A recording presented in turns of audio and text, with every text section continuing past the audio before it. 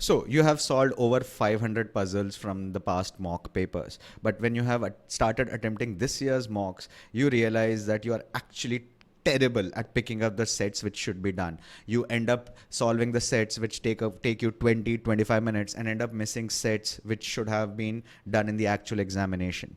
If you are in this particular fear, let me try to help you with this particular session. Here, we will try to use the current strategy that you have and try to help you resolve this fear of which is the right set to select, how to go about selecting the sets. I am not able to choose the right sets in the exam situation. We will try to help you with this. Now, since this is a reasonably long process, please be a little patient and do watch it. I also have given an example of how to go about selecting a sets and what are the results of if you select it in that particular process. Okay. But before I start, an ad break.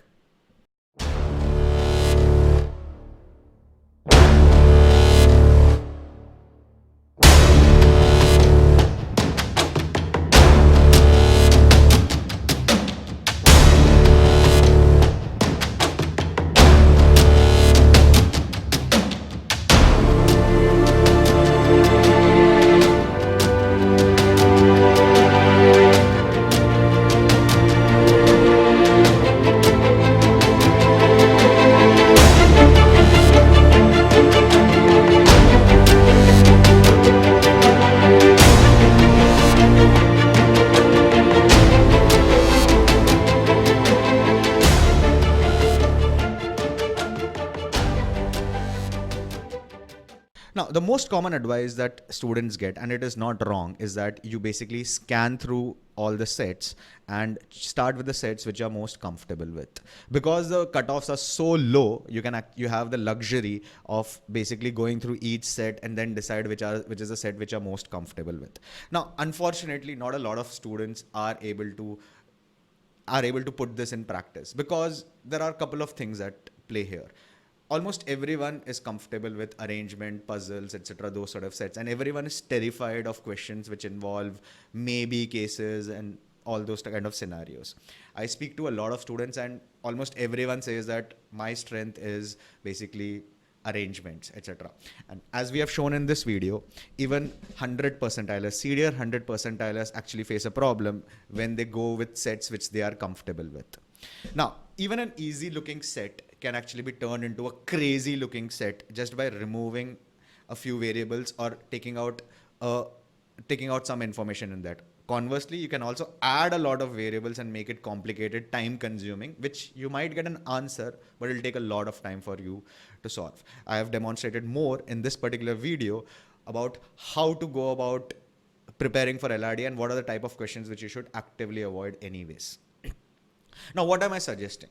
I'm not asking you not to scan the sets. Okay, I'm asking you to do what a manager is supposed to do. A manager is supposed to look at the information which is available to him and then go about selecting the sets, right? So we will make a decision on the basis of A, the type of sets, B, the size and the complexity of the data which is given to you, and C, the type of questions which a particular set asks.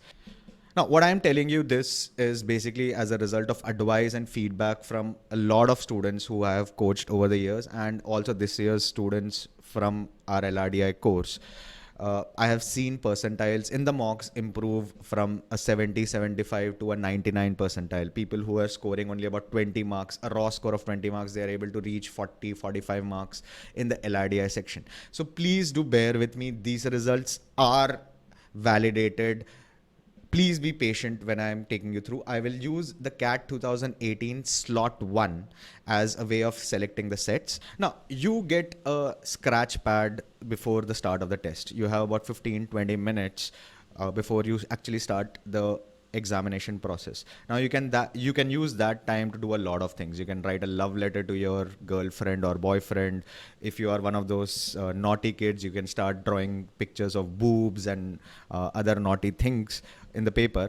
Or what you can do is basically you can draw a table like this. The table is very straightforward. It has 4 columns in it. The first column is basically serial number. I've written it down up to 10 because even if CAT changes the format, you know roughly that there are going to be somewhere between 6 to 10 sets in the examination. It is very unlikely that the CAT is going to change the process, but even if it does, you are anyways prepared for it.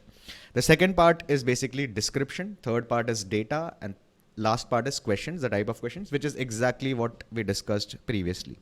Now, let me take you through CAT 2018 slot 1, how to fill up this table, right? And then we'll see how to select the sets on the basis of that, filling up that table, and then see what the results are going to be over there. So you need to be a little patient.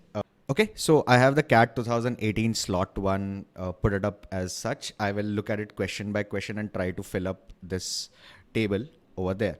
Now, if you want to verify whether the things which we are filling up, whether the size of the data, the complexity, etc., is what we are saying, you can actually go and look at the solutions for the CAT 2018 slot 1. It's available. I've put the description of the course in which it is there. It's a free course available. You can go and check it out.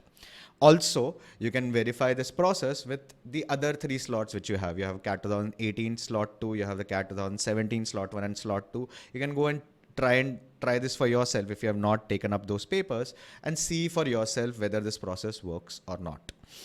Okay, so let's try to see what we can actually do with this. Okay, so this is the first question, first set which is there according to what we have. Okay, it says an ATM dispenses exactly 5,000 per withdrawal using 100, 200 and 500 rupee notes.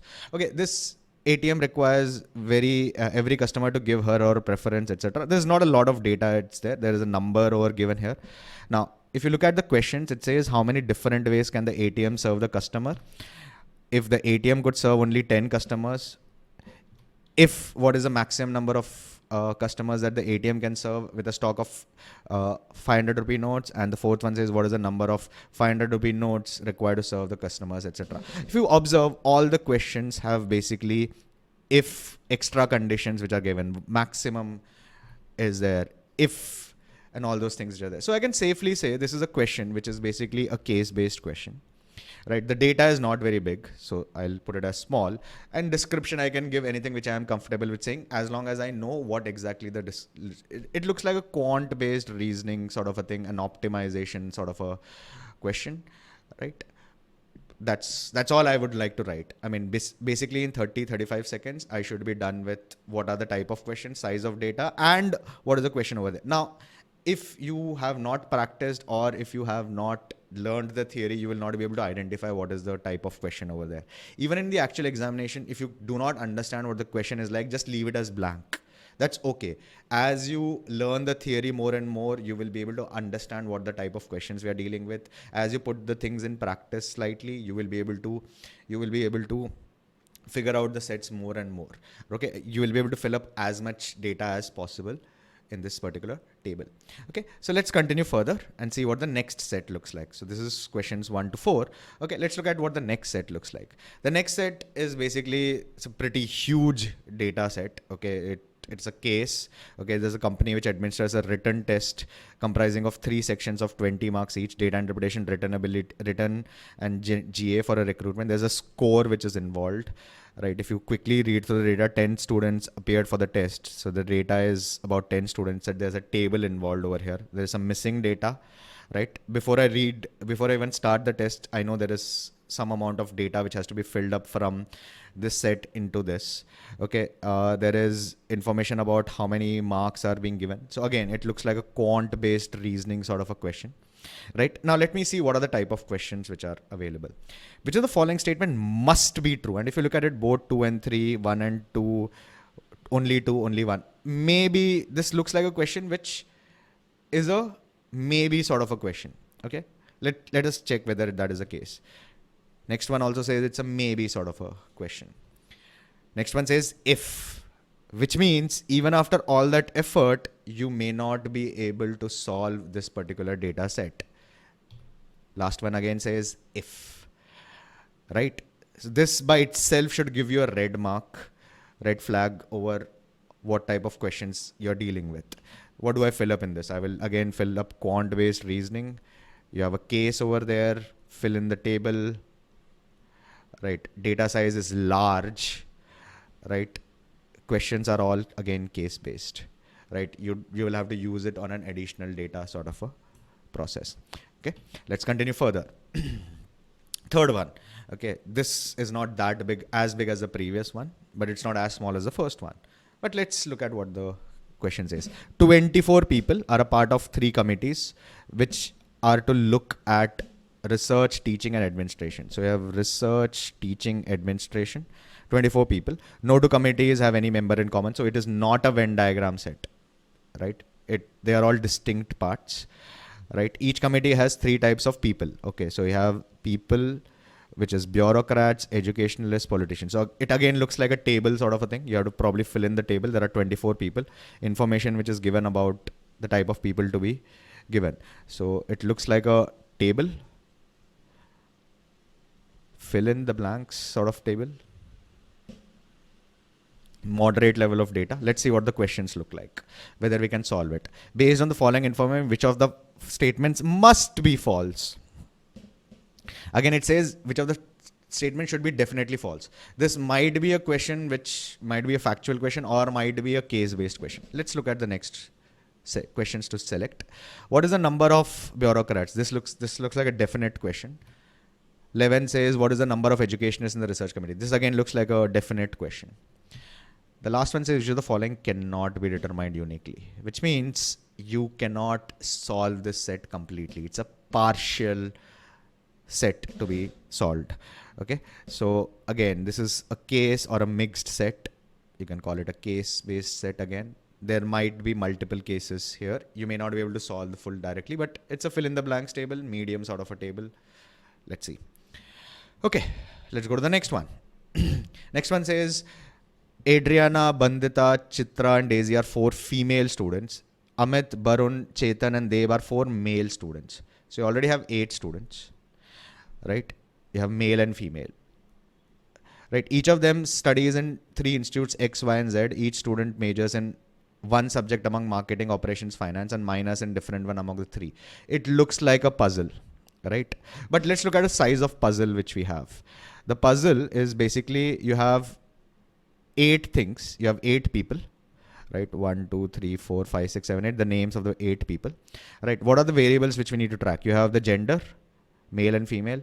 You have 3 institutes, X, Y, Z, right? And you have subject, majors and minors, right? So you have 4 variables to track. So it will be an 8 cross 4 table, right? You will have the gender of the student, you will have the institute, and you will have the minor subject and the major subject. So it's an 8 cross 4 puzzle, right?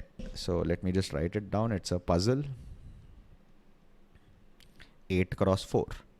Now let's look at the size of data. I should not be worried. The size of data looks moderate. Again, just like the previous one, not a lot, but will it be determinate? Let's check. Which of the following are from Institute Z? So it looks like a determinate question. Which of the following student does they major in? There's a cannot be determined, but it should not be too worrisome. Which of the following subjects does Amit major in? Cannot be determined is also there, but again, we should not be too worried. There might be a case they are just doing it to put us off. The last one says if. Again, it's a partial sort of a set, right? We cannot completely solve this. So it's a partial mixed case-based set. You can call it case-based, mixed set, etc. and so on. Okay, let's go to the next one.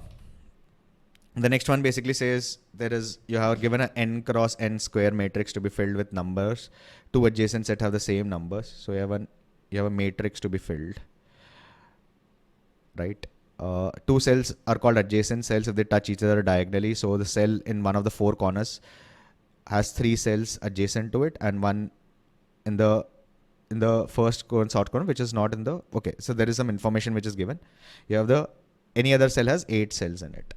So you have the corner ones have 3 adjacent to it. The ones in the middle will have 8 adjacent to it. That's what it describes it as. No other information is given as of now. Let's see what the questions are like. What is the minimum number? What is the minimum number? Suppose. So a case-based question, definitely, right? Very small data. Again, a matrix, fill in the grid sort of thing, which had numbers in it. So you can call it a quant-based reasoning sort of a thing, right? Small question. Okay, let's look at what else do we have. Okay, The next set basically is fuel contamination levels at 20 petrol pumps. Okay, P1 to P20 are recorded as either high, medium, or low. Okay, contamination levels at the first three. Among them, this was the only one which is low. P1 to P8, it is low, low. Okay, so this looks like again an array puzzle. Okay, which has 20 things to track. P1, P2, P3, and so on till P20. But the only thing which you're tracking is the contamination level, which is high, medium, or low. So it looks like a 20 cross 1 or a 20 cross 2 sort of a set, right? 20 cross 1 or 20 cross 2 sort of a puzzle, right? So this is a puzzle. It's a 20 cross 2. Okay, moderate level of data. Let's see what the type of questions are, whether it's a direct question, indirect. Because the following must be true. If you look at it, the contamination is high, is low. Looks like a set which is iffy. What best can be said about the number of pumps at the contamination level? At least 8, at most 9, exactly 8, more than 4. Looks like a case-based question. If, definitely a case-based sort of a set. If. Okay, so we know this is a case-based question. All right, let's check what the next set looks like. Oh, okay. So this is a pie chart, a donut chart, whatever you want to call it. Looks like a DI sort of a set. Okay, there's a multi-ledger pie chart. Pie chart shows the sales of LED from 2016-17. Each order shows monthly. Right, sales are not given in the, some of the sales figures are not given in the chart. Okay, looks like some missing also. Innermost layer shows the annual sales. It is known that blah blah blah. They form an arithmetic progression. Okay. Question says, what is the percentage increase in sales? In which quarter was the percentage increase in sales the highest? During which year was the percentage decrease in the sales highest? During which year was the percentage from the previous years the highest or the lowest? So it basically is a DI set, a pie chart, right? Looks like a calculation based set, right? It's moderate to large data. I will call it large, but the questions are all direct. The questions are all direct. If I create a table sort of thing, I will basically be able to solve all the questions because all the questions, none of them have additional information in it. Okay, and let's look at the last set. The last set says 1600 satellites were set up by a company for different purposes. The purposes are broadcasting, communication, surveillance, and others. A satellite can serve multiple purposes. However, blah, blah, blah. This ratio is given to you. Looks like a Venn diagram, set theory sort of a set. Right. You have 1, 2, 3, 4 variables to track. Moderate level of data. Let's look at the type of questions. Type of questions, what best can be said, it's there. Must be between, must be equal to, must be between, cannot be more than. Looks like a maybe sort of a set. Which is the following is the minimum possible. Maybe set. Let's check if that is the case. If 100 additional information, if it's a maybe set, case based. Now to reach this level of comprehension of data basically will take you about 8 minutes. I have actually timed it with people. I have demonstrated to them this is the amount of time that it actually takes. About 8 minutes. If you practice it even more, you will be able to do it faster. I took about 10 to 12 minutes to demonstrate it to you because I'm also giving you commentary, but in an actual exam situation also, it will take you about 7 to 8, maybe 9 minutes to do this. But at the end of 9 minutes, what do you have? You have the summary of the entire paper. You have the entire paper in front of you. You can now choose the sets as per your choice, right? It will take you about another 1 minute. So basically at the end of 9 to 10 minutes, you know which sets to answer, which sets to leave straight away.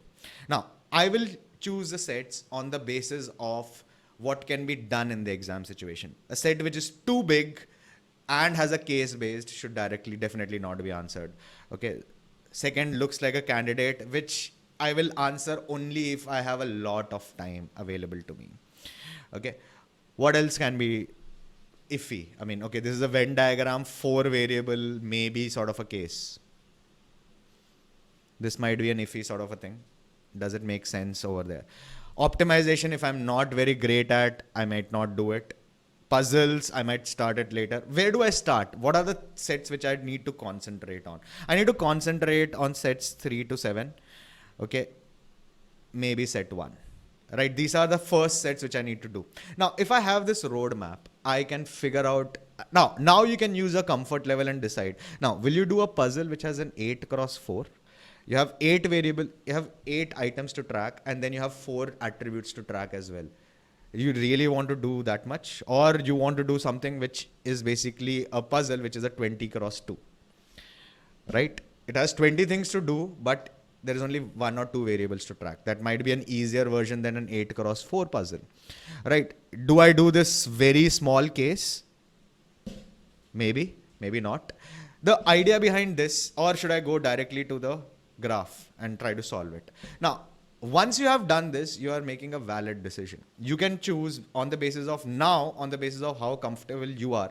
Again, an LRDI is basically about learning the theory also, how to start the question also. You don't have to worry about too many things if you know how to approach a particular set. If you know how to draw a Venn diagram for 3 variables or 4 variables, you know at least how to start. Whether I want to do this question, it is a case-based thing. Not very comfortable with it, leave it. Even if you are very good at it, a case-based Venn diagram might take a little bit of time. On the other hand, even if you're not very good at, say, a matrix or an optimization sort of a question, right? You can still attempt this particular thing because you know at the end of 3 or 4 minutes whether you will be able to solve the set or not. You know very clearly, okay, I have looked at the set. It's a very small set. I look at the additional information. At least give it a go. You know at least that at the end of the paper, you are not going to come out and say, oh shit, this was a question which I should have solved.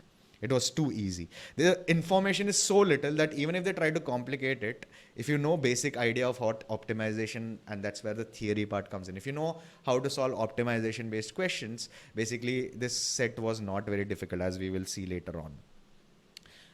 Do I do a matrix based thing? What exactly? So basically my concentration should be on questions 3 to 7 and maybe question 1, depending on what is this. I will not do question number 2. I will not do question number 8 straight away.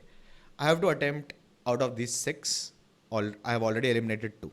Now, the other thing which this table will help you do, which is not possible in an exam situation, is while you do scan the questions, and I'm doing the exact same thing which you do, the reason why I'm writing this down is, let's take a very simple instance. You attempt the first set, you chose a set, right? 3 minutes later, you realize that it's a shitty set. You are screwed. You do not have any idea what to do with it. You start fearing. You start freezing. You forget that what is there in the rest of the paper. Even though you have scanned for about 7 to 8 minutes, what is there in the rest of the paper? You have scanned this, but because the set which you started you are not able to solve, you get extremely, extremely terrified. Right? This will help you prevent that. This gives you a reassurance that there are other sets in the examination which you can actually go and solve. You can drop that set at that point of time, which you chose wrongly, and go to something else. This eliminates all those cases where you are stuck in an arrangement set because you are good at arrangement and you cannot do anything else. Right? You are stuck with a set and you want to invest more and more and more time in it because there is, I don't know what else to do. What is there in the examination? You know exactly what is there in the rest of the paper. This 8 minutes is well worth the time invested. Now let's see how it actually stacked up with what the experts said. Okay, I have taken down the information as per the experts who said, like, these are the sets which should have been done, or these are easy, medium, moderate, difficult, etc. Now look at the sets. We said we will choose 3 to 7 and probably 1. These are the sets which everyone said that you should have done. Right? And we did not take up any rocket science. You will say that, oh, you already knew that and I did it. I actually did it today completely blind. I looked at a current mock. I asked the student what are the questions to be read, asked him to classify this. He classified, and when he looked at the analysis there given by that particular test provider, that was exactly the spot on analysis which we had discussed. That's all you need to do. You do not have to have rocket science in order to solve LRDI. You need to solve questions on the basis of what the data is given to you. That's your managerial skill. Now, you will ask me, what can I do with this? Okay, I've done this set selection. Now, there are a few caveats which I must state if you have to solve it using this data, using this set selection process. Number one is you need to know your theory. You need to know how to start a set. For that, theory is important. Obviously, there is some amount of practice, but blind amount of practice without theory is not going to be very, very helpful. Can I replicate in the actual examination? As I said, yes, you can replicate in the actual examination because you are going to be given that rough sheet beforehand. So you can do it. Is it going to be useful? It is definitely useful. I have seen the results. If you don't find it useful, tell me why you don't find it useful. I can refine it for you. Can you improve on this? Of course you can improve on this. I have seen people who basically do multiple level of analysis on this. For example, instead of writing that this is a case based, there are people who say they actually track down the questions. So they have developed their own mnemonic. So they will say there are 2 direct questions and 2 case based questions. So they will write DDCC. Right? They will write something like this. They will refine the description even more as such. Right? You can obviously improve on this. I'm just giving you a framework which you can follow. Right? Please do try it out on the other 3 CAT sets that we have provided. Do try it out on one of the sectional tests which I have provided. I am assuring you that the students who have tried this have given us outstanding results. Please do try it and let us know what you feel about this. That completes this particular session on how to choose the sets for the CAT LRDI section. Do let us know what you think about our method, which we told you. Do share it with your friends who are preparing for CAT and other MBA entrance examination. Subscribe to this particular channel. And if you are struggling with the CAT, LRDI or the quant section, do look at the courses. The links are given in the description below. Till we meet again the next time, all the best.